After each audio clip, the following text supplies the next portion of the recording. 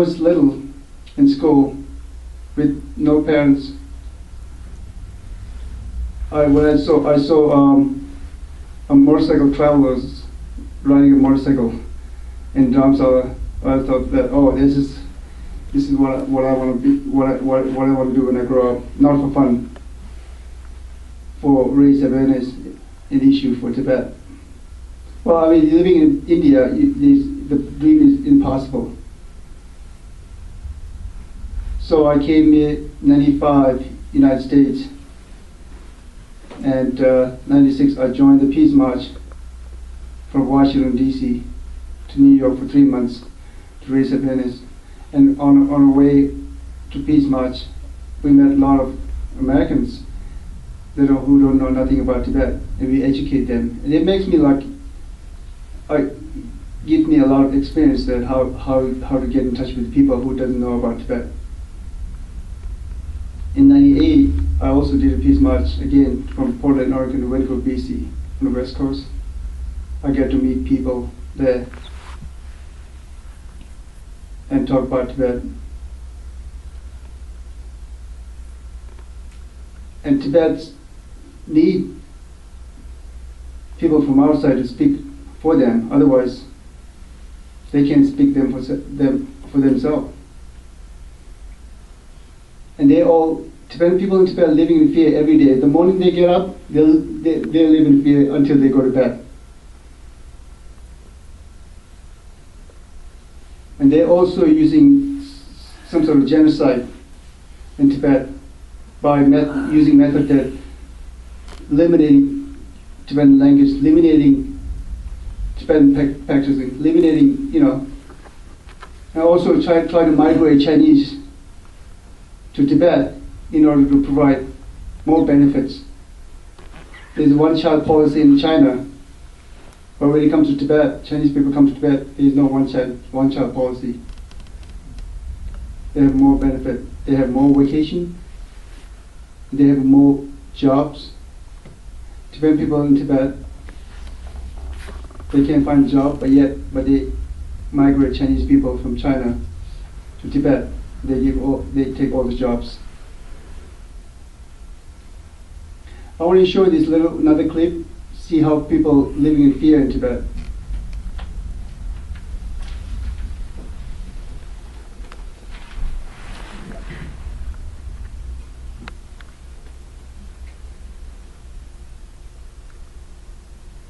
Actually, this is just a tourist happened to shot a video when he went to Lhasa.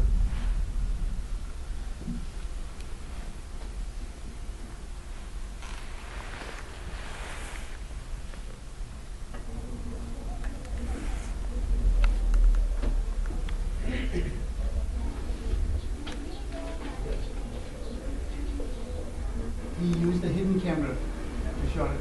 That's why it's a little bit difficult. These samples supposed to be up in a very,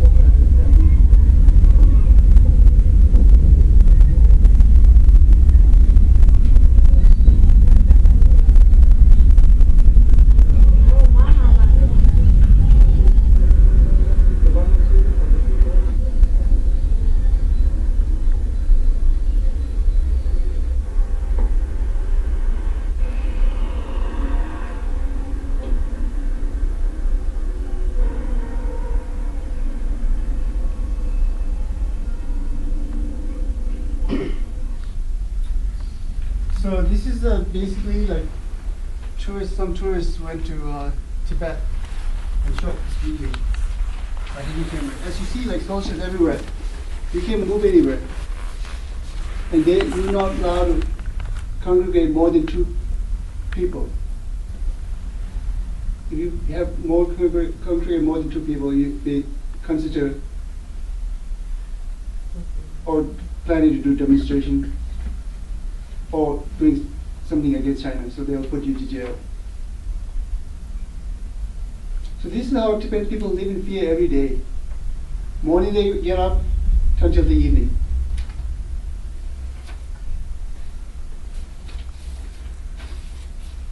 So as you hear everybody grow up in a free world, you feel the freedom. And Tibetan people, that's how they live, in fear.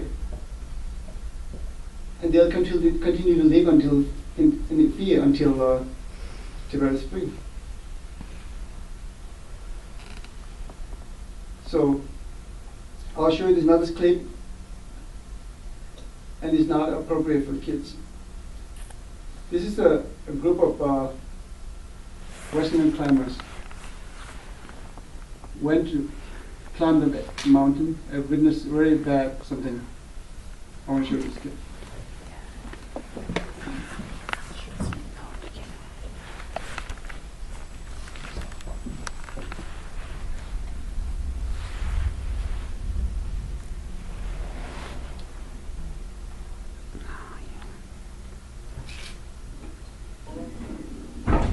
They're shooting them like dogs. Yeah.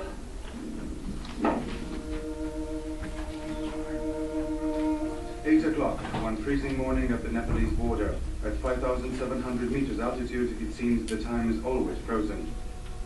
Dozens of Tibetans are walking in line silently through the mountains of snow, trying to reach India and see the Dalai Lama, their spiritual leader. The deep silence of the camp, where Romanian and foreign climbers gathered, is killed by a machine gun. Everybody can see a Chinese soldier standing in the shooting position. He opens fire. The bullets hit human flesh. Tibetans fall to the ground. One of them seems to escape the bullets, but is hit by a second round. He dies in the snow. As if nothing happened, the group of pilgrims walks away and never looks back. The Pro TV cameraman gets the incredible scenes on tape. He is 1 kilometer away from the Tibetans when he watches another victim falling down. The Danish and the British climbers are simply overwhelmed by what they see. It's very strange for me to see all this thing happens. To see this thing happen so close. I'm not used to it. I don't know what right the Chinese think they have to do things like this. There's no need to kill. Hours pass by. A stranger arrives in the camp. He is one of the hunted Tibetans. He hides in the toilet. You wanted to go to Dalai Lama?